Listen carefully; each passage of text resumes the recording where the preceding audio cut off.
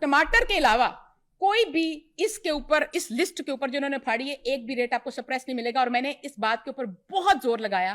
देखें, एक पूरा जो गवर्नेंस स्ट्रक्चर होता है ना, बाहर बैठ के, अच्छा मैडम देखिए, उसकी तनकीद करना, अब आपको मैं पॉज से बात बताता हूं। एक जुमला, बाहर बैठ के गवर्नेंस स्ट्रक्चर की तनकीद करना बच्चे सबसे आसान काम है। अंदर आके, हुकूमत के अंदर आके काम करना, चीजों को दुरुस्त कराना। देखो, मैं अकेली नहीं हूँ, पूरा सिस्टम है, पूरा निजाम है, जिसके अंदर बहुत सी चीजें जकड़ी हुई हैं। यहाँ आवे का आवा ही बिगड़ा हुआ है, उसको निकालना और 25 सब्जियों में से सिर्फ एक सप्रेस रहने देना और 24 की कीमत ठीक करा देना, ये छोटी बात नहीं है एक साल के अंदर। अच्छा मजे की बात सुनिए, टमाटर अब मजे की बात सुनिए मैडम, इन सब के लिए बहुत मुस्बत। देखिए, हमें अच्छा सोचना चाहिए। जब अच्छा सोचते हैं तो क्या हुआ, महंगाई है, ये बजा के आज अंधेरा है, जरा रुख बदलने की देर है। हम सबके घरों में आजकल इंटरकॉन्टिनेंटल डिशेस पक रही हैं। वो कैसे? टमाटर ईरान का, दालें म्यांमार की, ऑस्ट्रेलिया की, उसके साथ साथ जो गैस है जिसके ऊपर वो बनता है वो कतर की।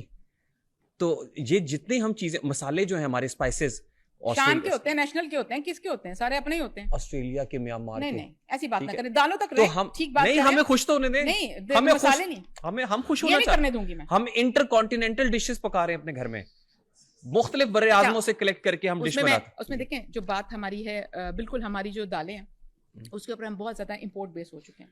हमारी बहुत दालों की यहाँ पे जो क्रॉप है वो बहुत रिड्यूस हुई है पिछली 3 दहाइयों के अंदर। ये कोई ओवरनाइट नहीं हुई। और उसके अंदर क्योंकि हम बाहर के मुल्क से लेकर आ रहे होते हैं, उसके अंदर हमारी कोशिश ये होती है। अभी हमने चने की दाल की कीमत 20 रुपये फी किलो कम हुई है, बेसन 15 रुपये फी किलो कल कम हुआ है, और साथ में काला चना जो है वो 15 रुपये फी किलो कम हुआ है, और सफ़ेद चना 10 रुपये फी किलो कम हुआ है। और पिछले साल जब मैं आई थी, ये सारी, और माश की दाल, ये सारी दालें जो होती थी ये बहुत महंगी थी। उसकी वजह ये होती है कि जब हम इंपोर्ट पे डिपेंडेंट होते हैं तो हमें तब 2 चीज़ें हमारे हाथ में होती हैं।